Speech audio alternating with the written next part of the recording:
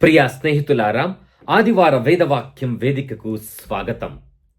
తేలిక ప్రయాణం, మేలిమి ప్రవచనం, జీవన ప్రమాణం.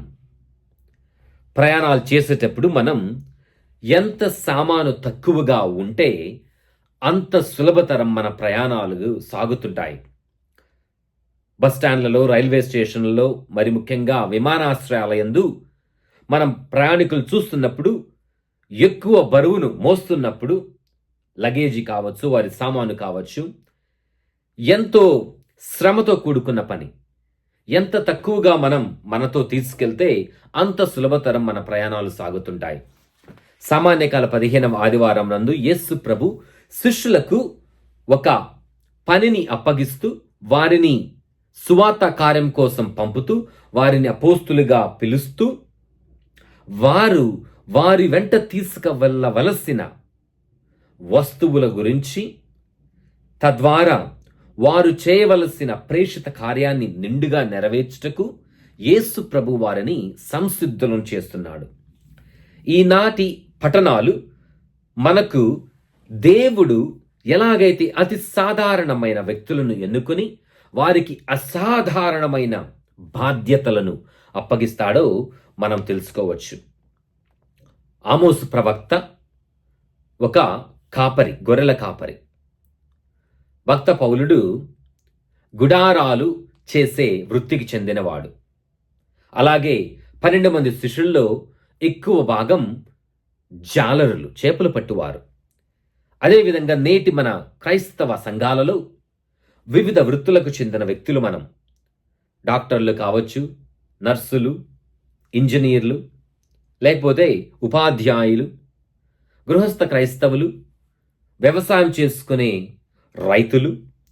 కానీ మనందరికీ యేసు ప్రభు ఒక ప్రవక్త బాధ్యతను అప్పగిస్తూ మన జీవితాలలో, మన సాధారణ జీవితాలలో ఎటువంటి అసాధారణమైన ప్రవచనాలను మన ప్రవక్త జీవితాన్ని జీవించగలమో తెలియచేస్తున్నాడు.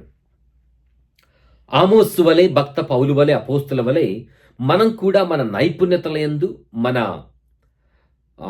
అర్హతల యందు అంత బలాఢ్యులము కానప్పటికీ యేసు ప్రభు మనను బలాఢ్యులను చేస్తూ మనకు శక్తిని వసుగుతూ ఈ యొక్క ప్రేషిత కార్యాన్ని, సువార్త కార్యాన్ని ప్రపంచంలో కొనసాగించాలని మనల్ని ఆహ్వానిస్తున్నాడు. ఎందువల్లనగా భక్తి కీర్తనలో మనం నుడివినట్లు ఈ యొక్క సువార్త కార్యం వల్ల దేవుని కరుణను మనం తెలుసుకుంటూ, తద్వారా దేవుడు మనకు క్రీస్తు ప్రభులో వసగే రక్షణను నిండుగా పొందుకోగలం. అదే విషయాన్ని యేసు ప్రభు సువిశేష పట్టణంలో మనకు చెప్తున్నారు.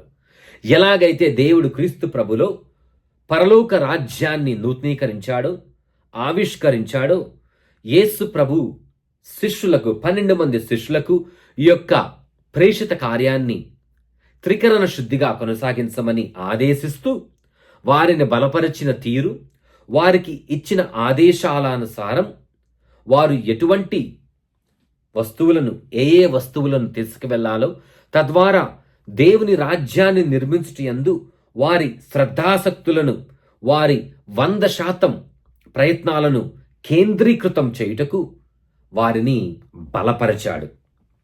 అదే విషయాన్ని 2వ పట్టణంలో భక్త పౌలుడు ఎఫీసీలకు రాస్తూ, ఎలాగైతే దేవుడు క్రీస్తు ప్రభువునందు మనల్ని ఈ యొక్క సృష్టికి పూర్వమే ఎన్నుకొని మనయందు ఈ యొక్క రక్షణ కార్యాన్ని మన విశ్వాస జీవితం ద్వారా ఎలాగైతే పరిపూర్తి గావించ చేస్తున్నాడో మనకు తెలుస్తుంది. ఎందుకనగా మనం దేవునిలో ఎన్నుకోబడ్డ ప్రజలం, క్రీస్తు ప్రభు ద్వారా ఎన్నుకోబడ్డ ప్రజలం.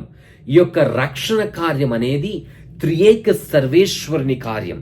ఎందుకనగా దేవుడు, తండ్రి దేవుడు క్రీస్తు ప్రభులో మనల్ని ఎన్నుకొని పవిత్రాత్మ దేవుని ద్వారా మనల్ని బలపరుస్తూ మన జీవితాల ద్వారా ఈ యొక్క స్వస్థతను, ఈ యొక్క విడుదలను, ఈ యొక్క పాప మన్నింపును పొందుటకు మన జీవితాల ద్వారా, మన విశ్వాస జీవితం ద్వారా ఇతరులకు కూడా ఈ యొక్క పాప మన్నింపును, ఈ విడుదలను, ఈ స్వస్థతను దయచేయాలని అలనాటి 12 మంది అపోస్తులు చేసిన విధంగా మనం కూడా మన సాధారణ జీవితాల ద్వారా అసాధారణమైన ప్రవక్త జీవితాన్ని జీవిస్తూ మన చుట్టుప్రక్కల ఉన్న ప్రజలకు ఈ యొక్క స్వస్థతను, విడుదలను, రక్షణను, పాప మన్నింపును పంచగలగాలని మనకు ఒక గొప్ప సవాలును విసురుతున్నాడు.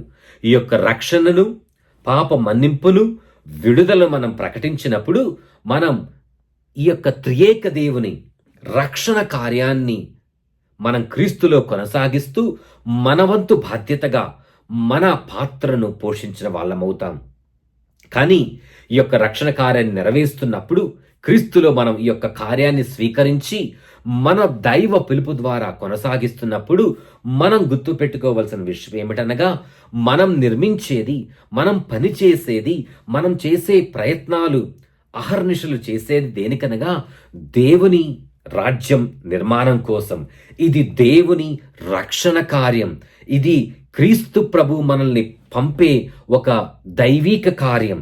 మనం ప్రవచించేది స్వయాన దేవుడు మనకు అనుగ్రహించే అధికారం ద్వారా మనం ప్రకటించబడవలసింది దేవుని సందేశం. ఎజెకీయేలు ప్రవక్త వలె, ఆమోసు ప్రవక్త వలె, భక్త పౌలుని వలె మనం కూడా పంపబడుతున్నాం. దేనికోసం? ఈ రక్షణ కార్యాన్ని ఈ ప్రపంచంలో కొనసాగించట కోసం. ఈ రక్షణ కార్యం అనగా స్వస్థతను, విడుదలను మరియు పాప మన్నింపును మన జీవితాల ద్వారా జీవిస్తూ మనం కూడా పంచగలగాలి. అలా చేసినప్పుడు మాత్రమే, అలా చేయుటకు మనకు కావలసిన అర్హతలు ఏమిటనగా, తేలిక ప్రయాణం చేయాలి, మేలిమి ప్రవచనం చేయాలి, జీవన ప్రమాణాలతో ఉండాలి. దేవుడు మన ఈ యొక్క కార్యమునందు, ఈ ప్రేషిత కార్యాన్ని నెరవేర్చుటయందు మనకు సదా తోడై ఉండునుగాక. ఆమెన్. గురుశ్రీ ప్రవీణ్ లక్కిసరి.